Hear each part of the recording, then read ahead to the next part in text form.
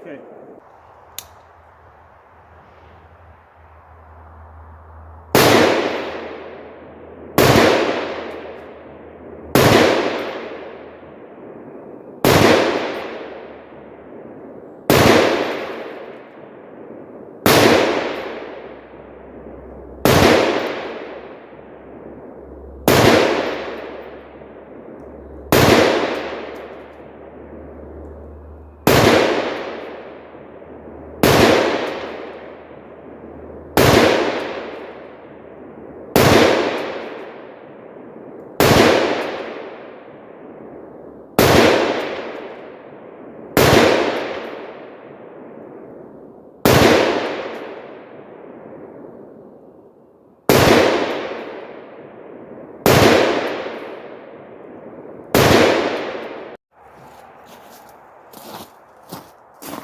Hello everyone, welcome back. I'm gonna give you guys some afterthoughts after having mag dumped 20 rounds out of an AR-15 and an AR-10 at 200 yards. Okay, so the goal here is to be able to hit a head, right, or head size target at 200 yards and shoot it as fast as we can, but still be accurate, right? The shots have to be inside the head, basically.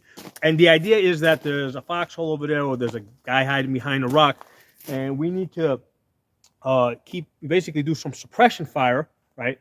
So that our teammate can flank around to the side. So the rate of fire needs to be fast enough, and it needs to be accurate. Okay, so the exercise is to shoot as fast as we can, and basically still get, inside a head. Okay, so for the AR-15, I used this Palmetto, had the PLX 1:8 scope, okay? And then for the AR-10, I used the Palmetto PA-10 Gen 3, both Palmettos. We got Palmetto versus Palmetto, and the scopes are both primary arms. So this is the primary arms 1-10 by 24. So this one goes up to 10 power.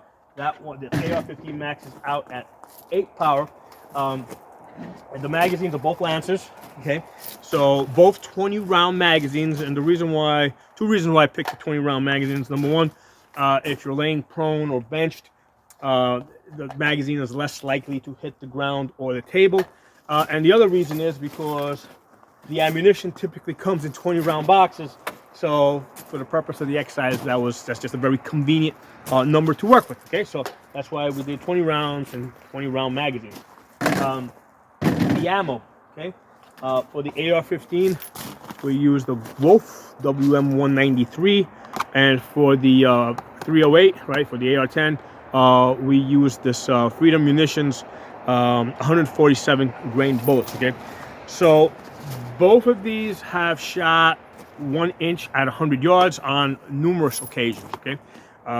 So this is target ammunition that is not match grade, but near match grade, and that's important because a lot of times people focus, like when they talk about like trying to get the best shots that they can. I think they over focus on match grade ammunition. The reality is, like, how much match grade ammunition do you own? Okay, so I don't know too many people that have stockpiled thousands of rounds, okay, of match grade ammunition. This stuff over here is cheap enough that I can stockpile this stuff. I have stockpiled this stuff. Okay, so this is budget ammunition that shoots near match grade accuracy. It's not as good, but it's pretty close. Okay, so yeah, they both have done 1 inch at 100 yards and better. Okay, I've done videos on that. So let's look at the groups. Okay, so we got 2 targets here. Do a side-by-side comparison, and basically this is the AR-15, that's the AR-10. Again, 200 yards, shooting as fast as I could, but still be able to hit the target. So on the AR-15 side, okay, initially I said that all 20 rounds hit the paper. However, there's the one up here is actually on the paper behind it because I've stacked targets on top of targets. So the one up there, even though I can see it on the white, that's actually on a different paper behind it. So that's off the paper. And then I got one over here off to the right that's also technically on the target behind it, right? So that's outside of the 8x11. So it's close, but it's off the paper. So we've got 18 out of 20 that are actually on the 8x11 paper. If I were to remove it, that's all you would see it, right? Despite the fact that you can see it on the edge here of the paper behind it. On the AR-10, okay, we've got out of 20 shots, there's 19 that are all on the paper, and one that I like completely threw, like it went completely off. I knew, like when I did it, I was aware that I did it. I just pulled the trigger too quickly before my reticle had settled way off to the side. So I've got 19. So when I looked at these side by side, my initial impression is actually that the AR-10 is actually a tighter cluster. Okay, even though the AR-15 is very effective, it's still pretty tight. Get a tape measure out here. So what I'm going to do here is there's 3 shots here that I'm going to say, like if this was a head, right, that would be off, that would be just past the ear, and the one up here, I'm going to say that maybe that's going to go a little bit high. So we're going to look at, I'm going to discount those 4 shots, and we're going to look at the remaining cluster. Okay, so the remaining cluster over here is at, let's see, 5 inches. 6 inches, right, including that one. That's the furthest out if we look at this cluster. So we have a nice 6-inch cluster here of 16 out of 20 shots, okay? And the total 20 shots come in at about 7.5 inches, okay? So all 20 shots, shooting as fast as I could, came in at 7.5 inches, but the 6 inches, which is the you know, basically that would put it like right in the tee box area over here. That was 16 out of 20. Okay, so looking at the AR-10 over here, again, there's one that's completely off the paper. The total group here with the AR-10 is 5.5 inches. That one being the one that's so 5.5 inches. So we have a tighter group, right? When we, you know, actually we have a tighter cluster with AR-10. Again, we don't know where that other shot went, so we can't even count that. But if we look at, like, yeah, I mean, so we got with the AR-10, we managed to get 19 shots inside of 6 inches, whereas with the 5.56, we only got what do we say, 16 shots inside of the 6 inches, right? So 16 inside 6 inches versus 19 inside of 16 inches. So, you know, I mean, now, if I did this 10 more times, I mean, would it follow this exact pattern? You know what? It's close enough that I would say it really doesn't matter. I mean, these are both pretty close groups. I mean, I do like the spacing of I mean, and this is like, again, if I did this again, the image might reverse. But I do like this pattern here better on the AR-10. It seemed to group a little bit tighter. The AR-15 was also good, but it seemed to be just a little bit more spread out, right? You can see how that's a little bit more dense. That's a little bit more spread out. Not that I think it makes a difference. In either case, we've got very effective hits at 200 yards at what I thought was a good rate of fire. I got to look at the timing to see how quickly I don't remember the timing offhand. To see how quickly we got the 20 shots off here versus the 20 shots off over there. Okay, so I just don't remember. I know I looked at it, but I don't remember. I will I'll include that in the video. I'll type that in so you guys know what it is. Okay, quick edit here. I went back and I looked at the video. It took 37 seconds to do the 5.56 mag dump versus 50 seconds to do the 308 mag dump. Okay, so both of these are 200 yards. Both of them I'm trying to go as fast as I can while keeping my chevron underneath the bullseye. Okay, so we got 5.56, 37 seconds, 308, 50 seconds. Okay, so so as far as the actual shooting, okay, with the AR-15, right, shooting the 5.56, I was able to shoot that in a higher magnification. I shot that in the scope's max magnification, the 8x. Okay, and the reason why I shot it in 8x is because I had a good feeling that I would be able to shoot it, right? And what would happen is I didn't think that I would get thrown out of the scope. So I felt I could go as fast as I could.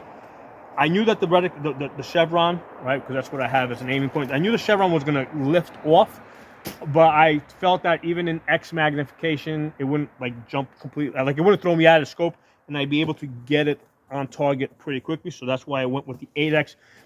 The interesting thing that I didn't expect, right, was that because normally if I'm shooting, let's say 200 yards or whatever, or even further distances, I'm shooting at a slower rate. So, you know, I'm taking all, like I got all the time in the world, okay? So here what was happening with the 5.56 is I would shoot and the reticle would jump up and then it would like kind of bounce 3 times on the back. So for both of them, I used the same bag setup. I used this sand stock in the back and I used this in the front. And what would happen with the 5.56 and the AR-15, I would shoot it and I felt like the gun basically like kind of like bounced off of the bag a little bit, right? So what that looked like when I was looking through the scope, it looked like this. Boom, 1, 2, 3, and then it would settle. Boom, 1, 2, 3, and it would settle. Boom, 1, 2, 3, and it would settle, okay? So I felt that was eating into the time, right? That was preventing me from going as fast as I wanted to go. Now, I was shooting off of the bag. Thinking back, if I had it on the bipod, right? Now, I'll shout off the table. If I had a bipod on the table, it would actually, I think it would actually be less stable, because what I have found with the bipod on the table, it's more slippery, right? Because you got like the hard plastic legs on the plastic. So it actually is more slippery on the table. However, if I was shooting prone, okay, the legs of the bipod, right? If I was shooting prone on the ground, the legs of the bipod tend to find something on the ground to stick into, and then you put a little forward pressure into the bipod. That would probably stop the bounce of the reticle on the bullseye, right? So it wouldn't like, you know, take so long to settle. So shooting prone off the bipod would fix that. That wasn't an option because I have, from the position I was shooting at over the 200 yards, there's like grass and other rocks and other obstacles. So I had to get a little bit higher. So I couldn't shoot prone because I wouldn't be able to see the bullseye. I had to get up on the table in order to make it work. Okay? So that's just a realistic situation. So on the AR-10, okay, what I had to do, and I knew this because I hadn't done the exact same exercise, but I had done something similar the day before.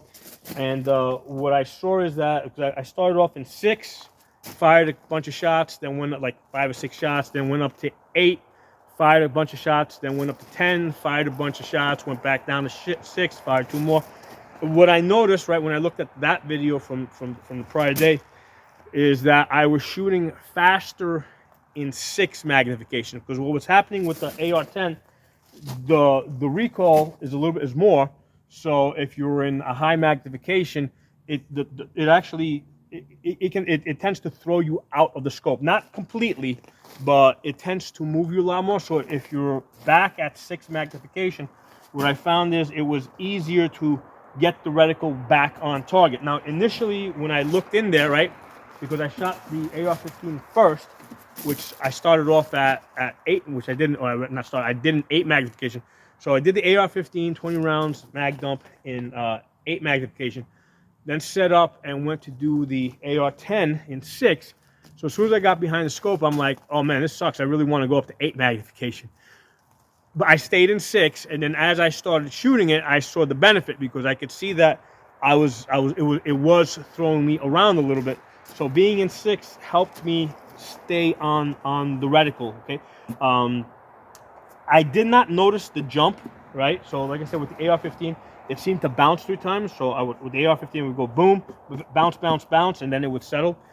With the AR-10, the recoil was such that when it went boom, first of all, I'm in less magnification in 6x, so I didn't notice the bounce as much because of just because I had less magnification. But the other thing is, like, after it recoiled, it completely jumped off the target, right? I mean, not completely off, but it jumped off of the bullseye, okay?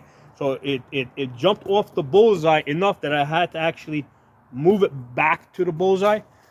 So the minor slowdown that I had with the AR-15, with it bouncing so much, was just not an issue here, because it had jumped so much that I actually had to bring it back and center it and take my other shot. And then so it would go boof, right? And then I had to center it, right? Boof, right? And then I had to center it. So that was the difference in that. So it was less magnification. So if there was a bounce, I didn't see it as much, and it actually threw me. It didn't throw me out of scope, but it threw the aiming point, the chevron, off of the bullseye. With the aim, it wasn't coming off the bullseye, right? It was just taking 3 bounces to settle. It would go boom, bam, bam, bam, okay, and then it would settle right on it. With the AR-10, it would go boom, and then it would end up someplace over there. So it was actual work to bring it back and center it. Okay. Other thing, as far as shooting the AR-10, you could definitely feel it in here. Not terrible, okay, but you could definitely feel it impacting you. But that's not even like the main thing. I found shooting 20 rounds of the AR-10, even though I think I got a better group, right? I think I got a better group here at the 200 yards. It was more exhausting, okay? And I think one of the more significant things that came out of this this exercise. It was physically exhausting, trying to get in position and try to keep it in position. It was just more tiring. Okay, I didn't expect it. When I had done it the day before, when I was doing it in small increments, like where I shot like 5 or 6 in 6, then went up to 8, fired another 5 or 6, went up to 10, fired another 6. That short break was actually mattered. Okay, when I tried to do all 20 rounds back to back, boof, boof, boof. By the time I think I got up to like 15, I was like thinking to myself, okay, is this almost over? Okay, are we done yet? Because I wasn't keeping track of the rounds. And that's because it was exhausting. It was not exhausting like I couldn't get up and walk, but I mean I could definitely feel a big fatigue difference with AR-10 versus the AR-15 for trying to do this exercise. We're trying to get this type of accuracy at the 200 yards. So I think that's interesting. I think it's something to be aware of, and I think it's something for you guys out there to test, to play around with, because generally, when it comes to shooting, right, we do 2 types of shooting. Okay, we're either doing like accuracy testing, or we're trying to do, let's say, a 5-round group or something, right? Some guys do 3 rounds, right? We try to do a 5-round group. We're shooting at some distance, whatever, 100 yards plus. But we're taking our time. We're going slow, right? We got all the time in the world to get those shots off. We're rested. We're holding our breath, okay, which is good. We gotta have that skill.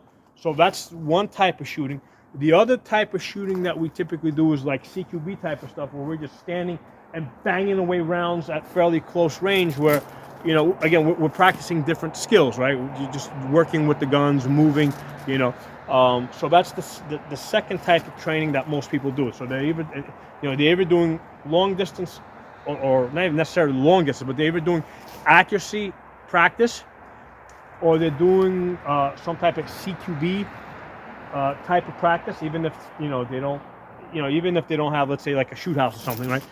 You know, something that facilitates that CQB shooting type of environment. Okay, but I don't see people, and I've never really done it myself either in the past, where we're trying to shoot at distance and just do a large volume of suppression fire accurately. Okay, so I think this is like a third type of training that I think that we should all incorporate into our practice. Again, I've never really done this before. I mean, I may have done it, but I don't think I've looked at it as a skill that really needs to be developed and practiced. Okay, so those are my thoughts on that. I think this was fun. I'm really happy with the way both these guns, the ammunition, the scopes, I'm really happy with the way everything performs for this exercise. Okay, I think this is a very valuable skill for people out there to develop. Okay, so let me know what you guys think, and I will talk to you soon.